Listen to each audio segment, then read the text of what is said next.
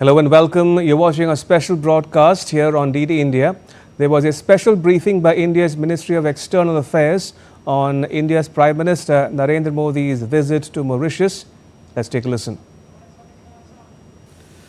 Good afternoon, ladies and gentlemen.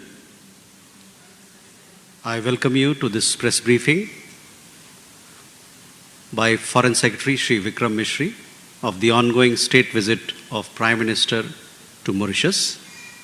We also have with us for this session Shri Puneet Agarwal, Additional Secretary in the Ministry of External Affairs. With that, I'll request Foreign Secretary Sir to make his opening remarks, and thereafter we'll have some questions from the audience. Thank you, sir. Thank you, Randhir. Good afternoon all, and thank you for joining us here today. I know the final few engagements of Prime Minister are still ongoing. He is currently at the Champ de Mars, participating in the National Day celebrations of Mauritius as the chief guest at the invitation of Prime Minister Naveen Ramgoolam. Shortly after the events at Champ de Mars are concluded, he will go to Ganga Talab, which is the final leg of what I must say has been a very substantive, productive and fruitful visit to Mauritius. As you are all aware, the Prime Minister arrived very early in the morning yesterday in Port Louis to an exceptionally warm and generous welcome.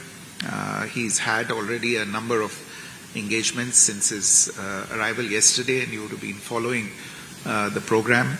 He was accompanied by Prime Minister Ramgoolam as he went to pay his tributes to the two leading lights of Mauritius, Sir Shivasagar Ramgoolam and Sir Anirudh Jagannath, at the Sir Shivasagar Ramgoolam Botanical Gardens in Pamplemousse.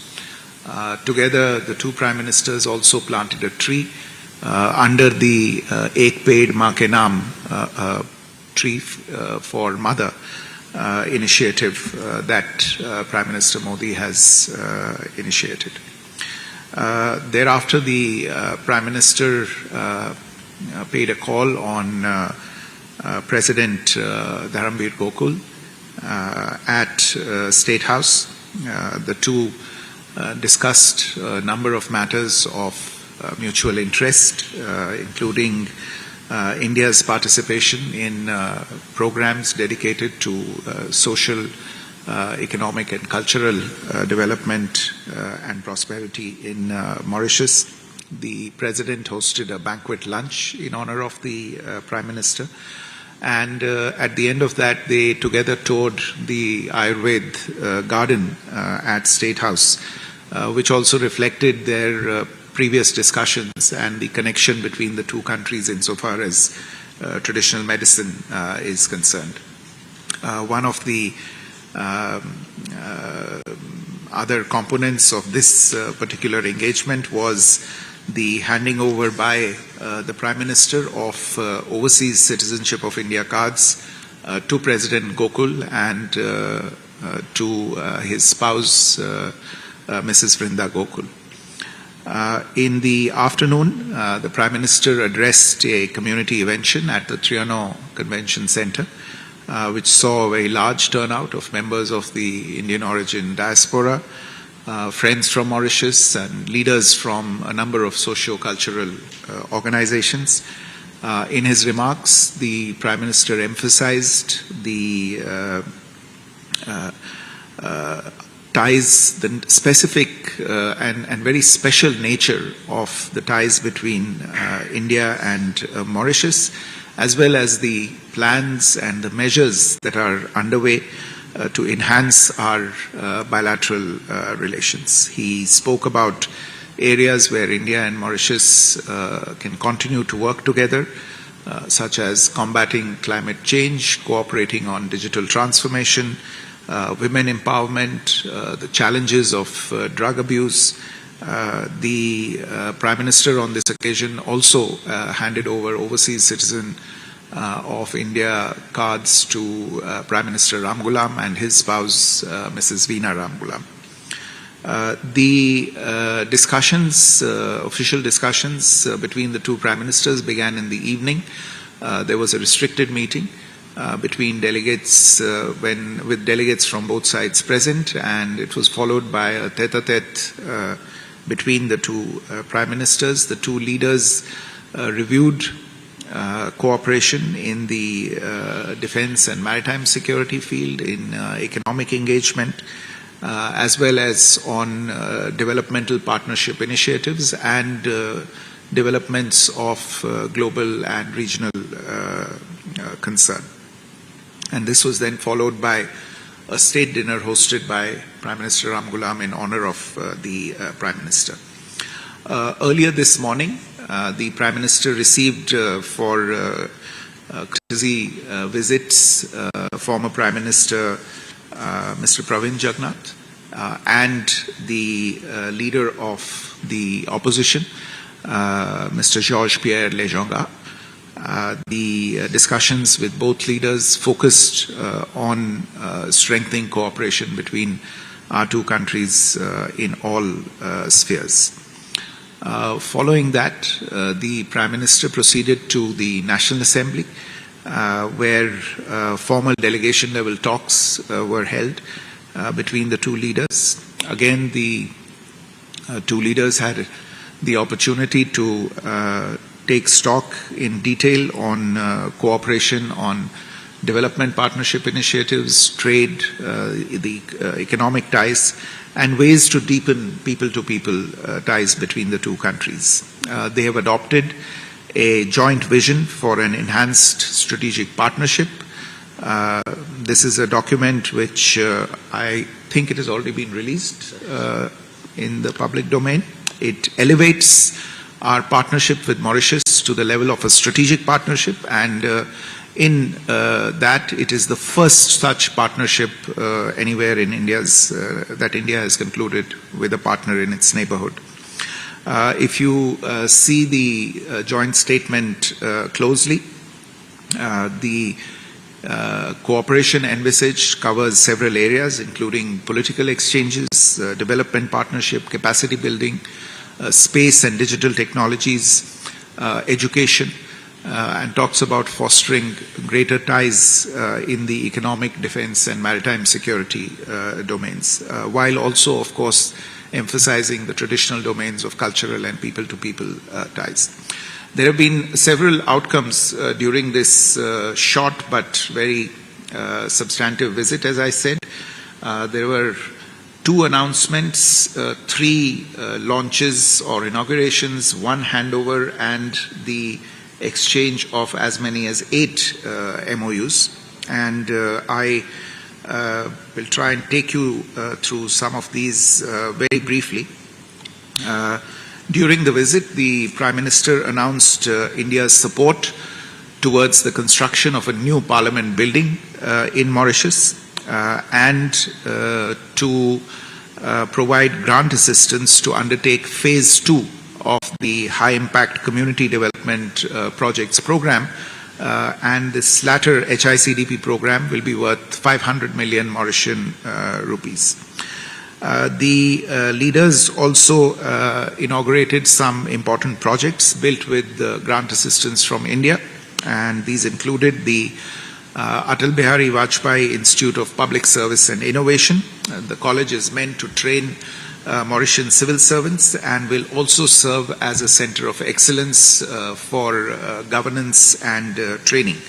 As you can see, it's been named after late Prime Minister Shri Atal Bihari Vajpayee, and in doing so, the Mauritian government honors the legacy of Prime Minister Vajpayee and the efforts that he had made to strengthen the bilateral relationship. The two leaders also virtually inaugurated the Area Health Center in Cap Malara, and as many as 20 HICDP projects, which include playgrounds for children, upgradation of green spaces, and community centers for the benefit of citizens. The leaders also, as I said, witnessed the exchange of several memorandums of understanding. Just very quickly, in terms of the content of these MOUs, there's an MOU on training and capacity building programs for public service officers from Mauritius, and under this, India will train 500 civil servants from Mauritius over the course of 5 years. An MOU on training of diplomats from Mauritius at the Sushma Swaraj Institute of Foreign Service in New Delhi.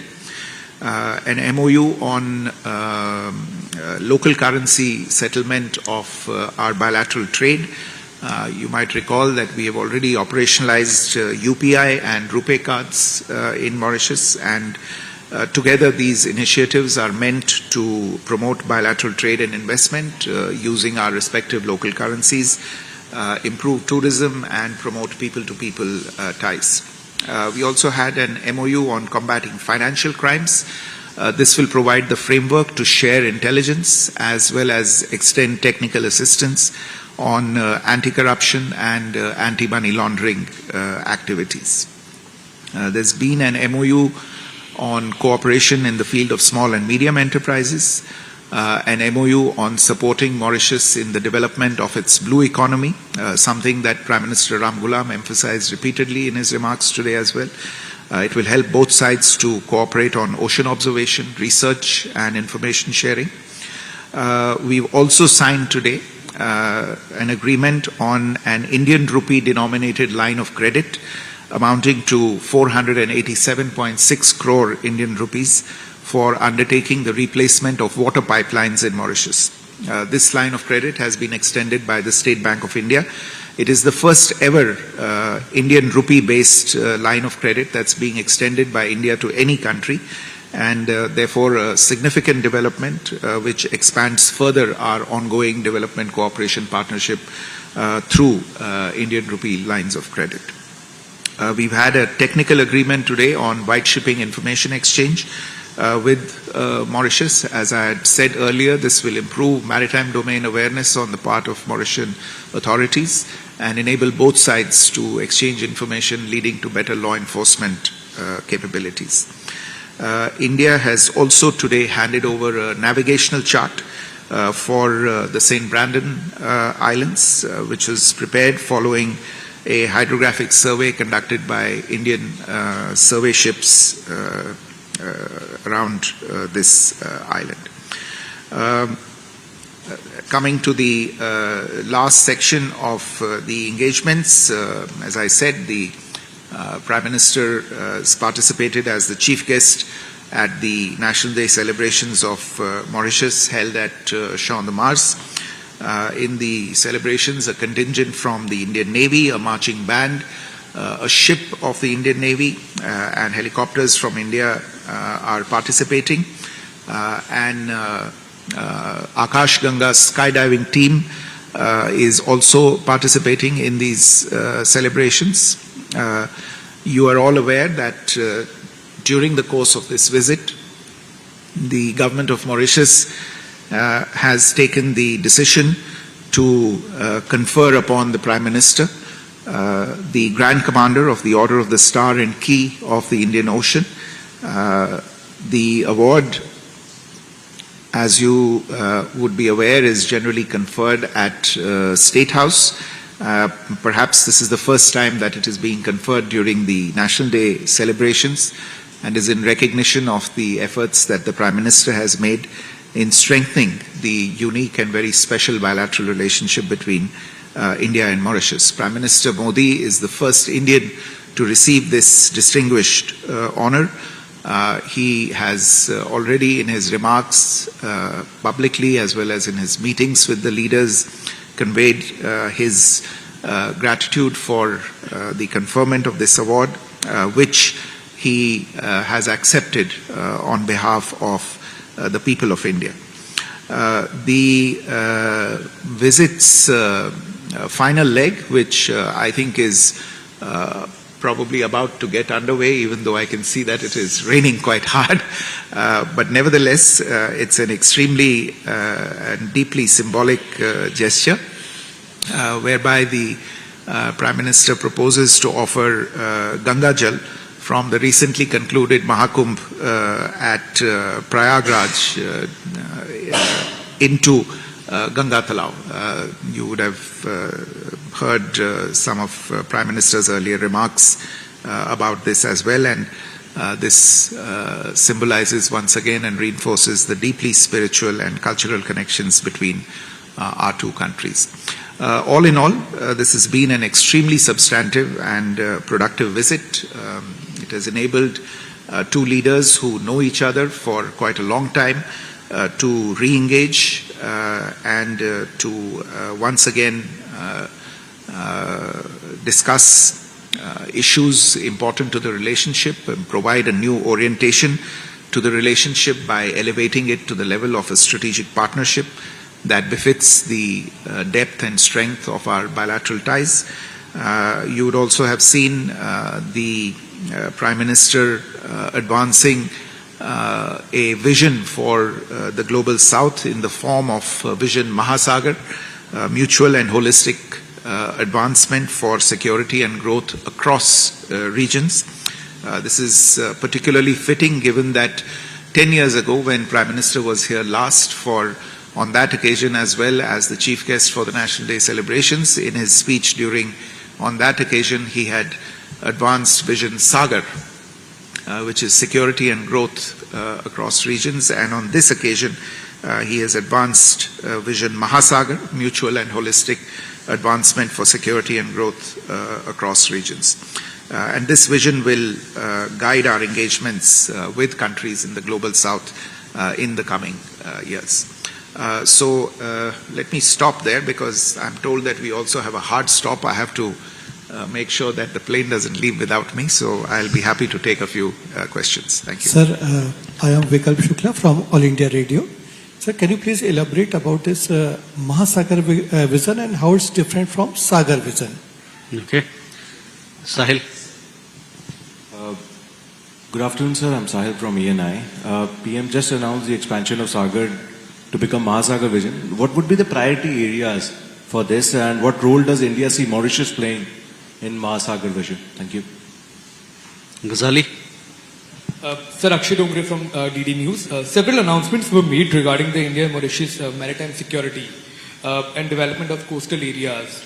What are some key projects in this field, and what is their objective? Ghazali. Sir, Mohammad Ghazali from NDTV. Can you just elaborate on the White Shipping Agreement and how it is going to ward off China's growing influence in the region? Take one more. Rishikesh. Hi sir, Rishikesh from PTI. So Mauritius Foreign Minister has said that his government seeks an amendment in the Double Taxation Avoidance Convention because he says that FDI to India via Mauritius has dipped, with most investment now being routed through Singapore. So was there any discussion regarding this, and is India ready to amend DTAC and as well as CPAC, this trade agreement as well? And was there a discussion regarding increasing Chinese presence, especially Chinese fishing vessels in this region as well? Sir.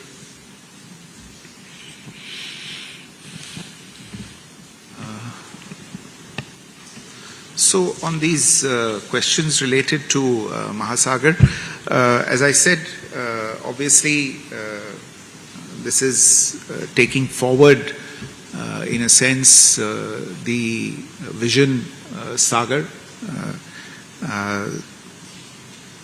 by making it more comprehensive and connecting different regions.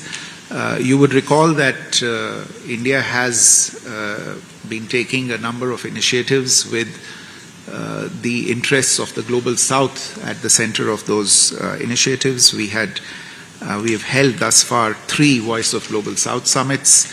The objective was also to bring the voice of the Global South to the global high table. We did that also through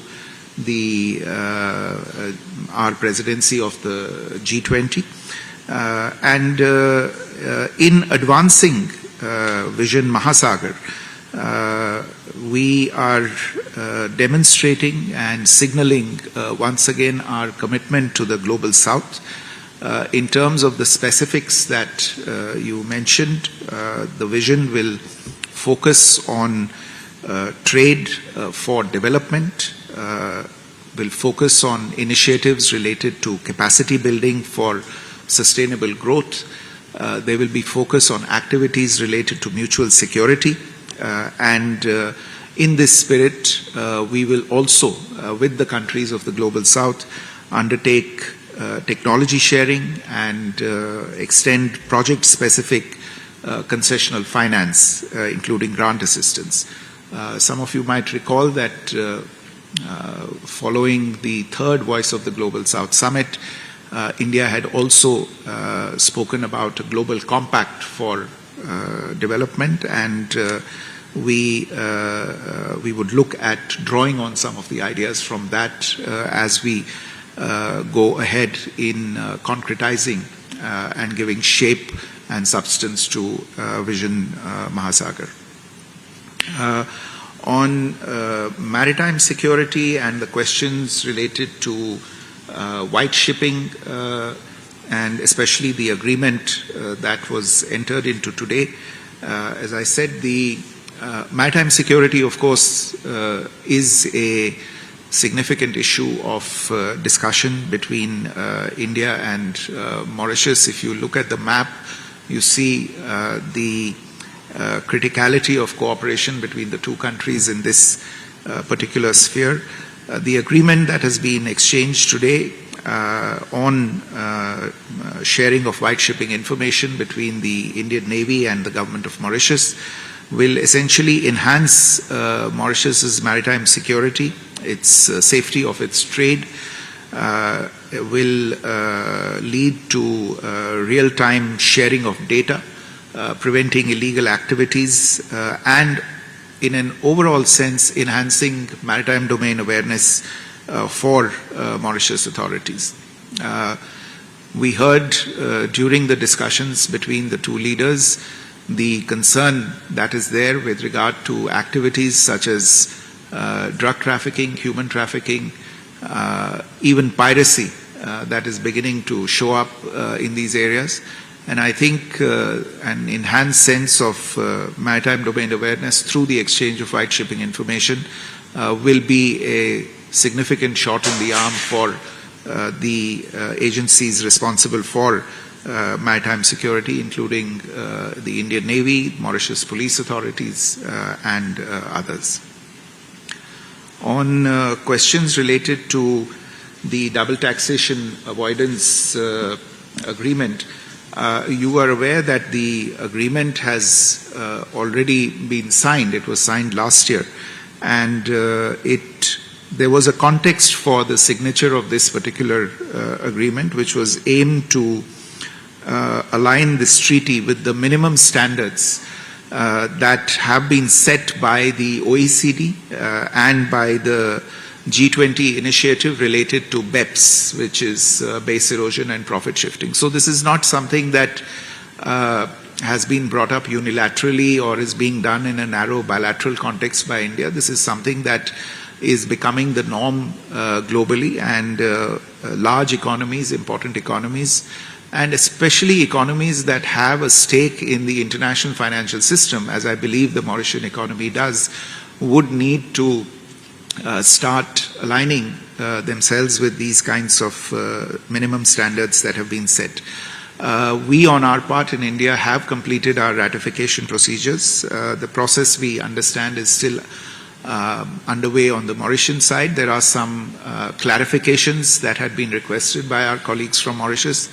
These clarifications have been provided, and they have been provided at a very high level.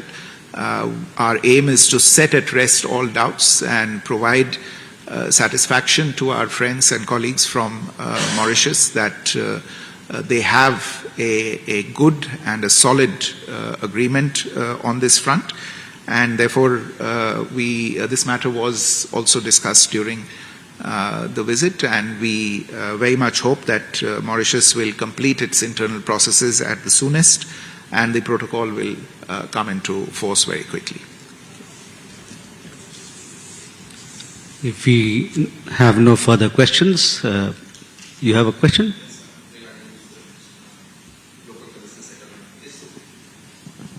Is there any time frame to implement this local currency settlement, sir? And also the construction of Parliament building, when will be completed, sir? The agreement on local currency settlement has just been signed. The objective, as I have mentioned, is to promote the use of local currencies for current account as well as capital account transactions, encourage direct exchange rate quotations, encourage the setting up of an Indian rupee clearing center in Mauritius, and extend an Indian rupee clearing center to COMESA countries. The idea is to provide avenues for enhancing trade, tourism, other kinds of business activities between the two countries. Obviously, the designated authorities on the two sides, the Reserve Bank of India on the Indian side and the Bank of Mauritius on the Mauritius side, will need to now get down to implementing the agreement and put in place the last mile systems and procedures to actually start benefiting from the agreement. So this is something that will start now that the agreement has been signed. And your other question was about Parliament building.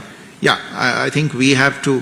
Now that we've announced that we will support the construction of a new Parliament building, there is a sort of a set procedure for undertaking these kinds of projects. We will obviously look forward to receiving some sort of a proposal from the Mauritius authorities on the scope of the project, and then we will get down to deciding the method of implementation of the project in terms of design and consultancy, development, construction, etc. Thank you, ladies and gentlemen. With that, we come to the closure of this session. Thank you for your presence. We're listening to Indian Foreign Secretary Vikram Misri's briefing to media on the just concluded visit to Mauritius by India's Prime Minister Narendra Modi. And with that, it's a wrap on this special broadcast. But news continues here on DD India. You can catch all the latest updates on our social media, mobile and digital platforms. Thanks for watching. Bye-bye.